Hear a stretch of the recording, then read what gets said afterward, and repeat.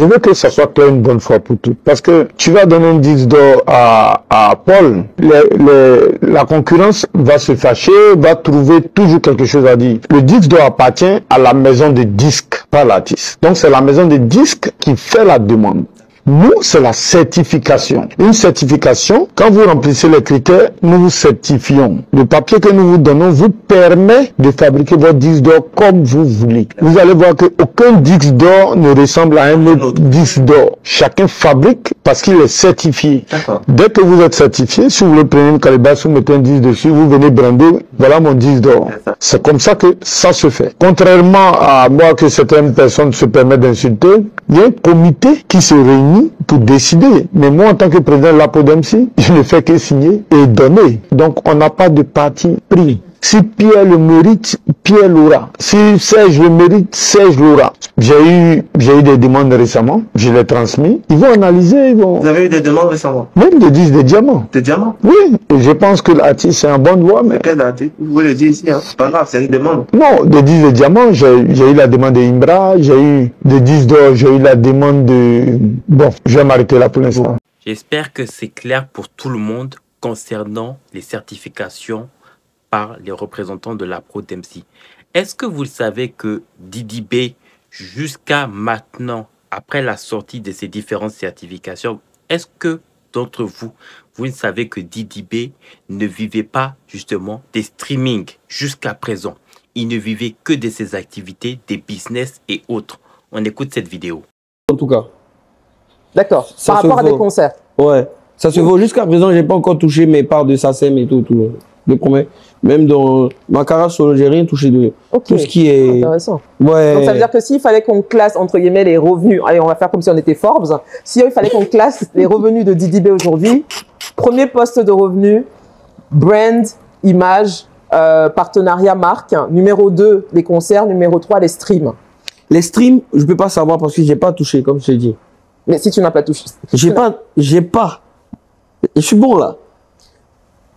Attends, tu n'as pas touché, c'est-à-dire tu n'es pas allé essayer de toucher ou tu... J'ai pas encore récupéré. Tu n'as pas récupéré. Ouais, et les streams de mon premier album et les gros singles que tu as entendus là. J'ai pas encore récupéré. Comment ça se fait que tu n'es pas récupéré? Non, parce que déjà, je suis pas un gars très administratif. Tu as une équipe pour ça, Didier. Si, ils sont là, ils ont géré tout, il est tout signé, ça va sortir. Vous pouvez mettre deux artistes en guerre pour ces histoires justement de certification. En même temps, c'est une occasion de mettre une petite mise au point à toutes ces personnes qui dévalorisent nos associations des droits d'auteur, notamment la PODEMSI, au détriment justement d'autres associations qui seraient à l'étranger, que ce soit la SNEP ou autre. Ici, il s'agit de la PODEMSI et il faut encourager. Si aujourd'hui, à travers un artiste, Didi B ou autre, ont pu certifier des platines, des diamants, il faut encourager cela. Ça veut dire qu'aujourd'hui, les certifications de la PODEMSI permettent justement à nos artistes d'avoir ces certifications qui peuvent aller jusqu'au diamant. Il faut encourager cela à la PODEMSI de conserver ses acquis et de travailler davantage ses efforts.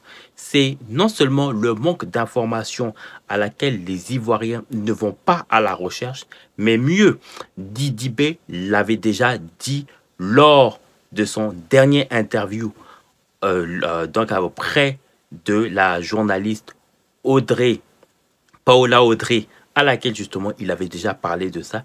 Il disait que jusqu'à présent, il n'avait pas encore retiré donc ces différents revenus de réclamation au niveau de la certification. Donc c'est normal aujourd'hui que vous voyez tous ces différentes certifications. D'ailleurs, avant cela même, Didi B, dans un autre interview, avant celle de sa dernière interview, Didi B disait, quand on lui posait la question combien de trophées Didi B avait à son actif, Didi B disait que pour l'année 2025, il en avait plus d'une trentaine de trophées. Beaucoup ici parmi vous disaient que Didi B était dans le DOI, était dans ceci, dans cela. Je pense que les gens sont en train de s'apercevoir en réalité de quel trophée s'agit-il. Donc vraiment, de grâce, quand vous ne savez pas quelque chose, posez la question comment ça fonctionne. Je pense que là, ça a été clarifié à travers cette vidéo. Il y aura l'intégralité de cette interview qui a été effectuée par le frère Stony. dont il sera à la représentation donc de cette interview auprès donc de Angelo Kabila. Il faut que ça soit clarifié là-dessus.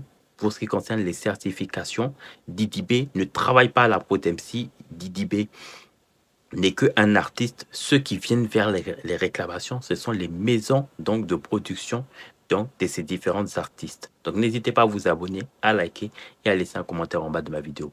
Merci.